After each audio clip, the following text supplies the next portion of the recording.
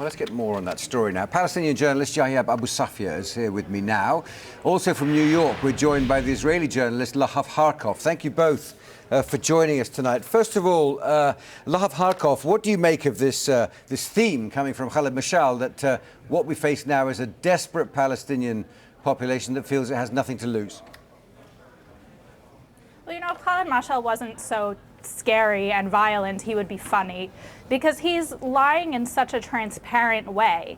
I mean, Hamas has existed since before I was born, and its founding charter said not only does it want to destroy Israel, but it wants to kill all the Jews, not Zionists, not the Jews living in Israel, but Jews everywhere, including me. I'm in New York right now, even though normally I'm in Israel, and in any other place.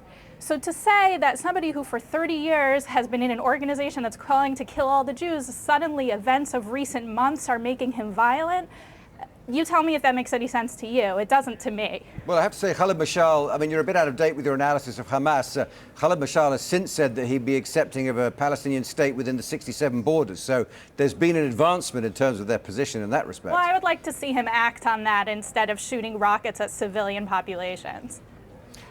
Okay, what do you make of it, Jayyab Abusafia? Well, first of all, Hamas was created in 1988, so it wasn't 30 or nearly. But Hamas, as you said, Khaled Mashal did recognize two-state solutions. He wanted two-state solutions, firing rockets. After that, he agreed on ceasefire with Israel. But he didn't mention anything about killing the Jews. No, he have relationship with the Jews. He have open channels with some Europeans, and they are trying to talk to reach a deal.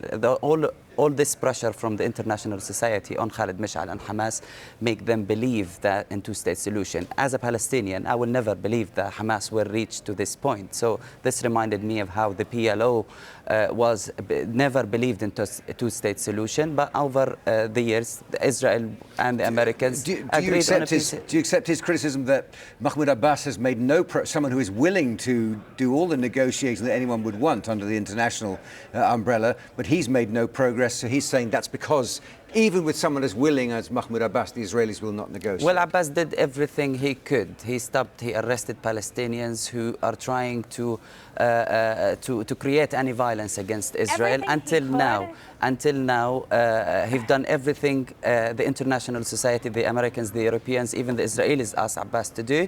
But at the end, they didn't even give him a piece of land or withdraw from the main cities in the West Bank. Lahav Harkov, what do you make of that? You know, Abbas doing everything he could would include stopping inciting to violence, stopping saying things like that Palestinians should do anything it takes to keep Jews away from the Temple Mount, not from praying on it, which I don't get why that's so bad, not from desecrating it, just from even being there. Or he would change the texts, the Palestinian textbooks that children learn in, that say that Palestine is the entire, what used to be the British Palestinian mandate. To pray, Lahav. Yeah, okay.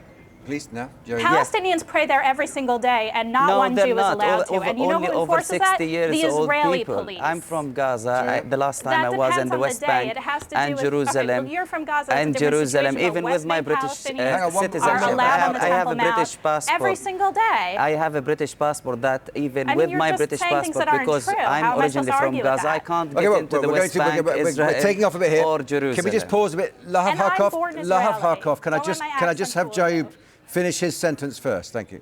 Well, to be honest, we're praying in the mosque. I'm not that religious. My parents, they want to go to pray in the mosque. They've been in Gaza, stuck in Gaza for more than 30 years. Israel wouldn't allow them to give them permission to go to pray in Jerusalem, while the very right-wing activist settlers who are living illegally by the international law, not by the Palestinian law, recognized that they're living in settlements.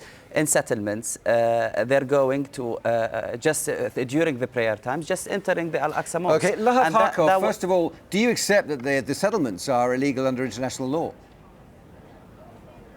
No, I don't. You think it's legitimate for settlements to be built in the land east of any kind of dividing border between the potential Palestinian state and Israel? There is no border. There is no internationally recognized border. If there was, then I suppose it would be illegal for Israel to, build beyond its internationally recognized border. But until it's there, Until it's It's there, not until illegal. it's there, yeah, It's, what? you know, one can debate whether it's advisable or not, but illegal it's not. Okay, if you're in New York, if you just walk like for 5-10 minutes, go to the United Nations there and just check some of the international resolutions talking about 1967 lands, which was occupied by the Israeli army in 1967, which includes the West whose Bank, land is Israel occupying? Was there a East country of Jerusalem, Palestinian and there the that Gaza was Strip. suddenly It's the occupied? Palestinian There was state, not. Palestinian land. The Palestinians give up more than 78% of the historical Palestine for the Jews to have their own state. Now, even the Israel, as the Jewish state, they are trying to create constitution. In 1947, when the UN gave them a state, and instead of accepting that state, the Arab world and the Palestinians, So now you want who to didn't take call off- themselves Palestinians now, back then, went to what war do you want to against do the with Jews. with the So Palestinians? don't talk about us invading your state. Okay, so Lahav Harkov, do you think there's any point That in any doesn't kind of exist. negotiation at all? Do you think that the Palestinians and the Israelis have anything Yes, to I do think negotiate there's about a at point all? to negotiation. Negotiate what? I do think To we have what lots to end? negotiate about. I think that hopefully we can have peace one day.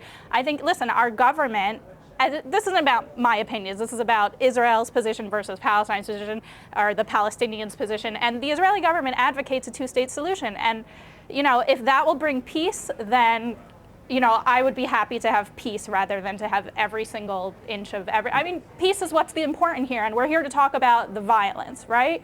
We want the violence to stop. But there's been no indication that giving up land will stop violence. Look at what happened in Gaza. We gave up every inch of Gaza in 2005, and all we have since then are rockets being shot at our civilians who live near Gaza. Now that shows to me that Hamas, who's in charge of Gaza, thinks that all of Israel is the occupation, meaning Jayyab that the state of Abusafia? Israel shouldn't exist. Yes, well, the withdrawal from Gaza in 2005, Gaza is now the biggest prison. People can't get in and out of Gaza. Every single goods coming into Gaza have to be reported by the Israeli and that's army. not They all allow Israel's only fault. Let's a few talk goods. about Please the let me Egypt-Gaza let me border. speak. I need Very to quickly, finish 'cause you're running this, out of time now, this point.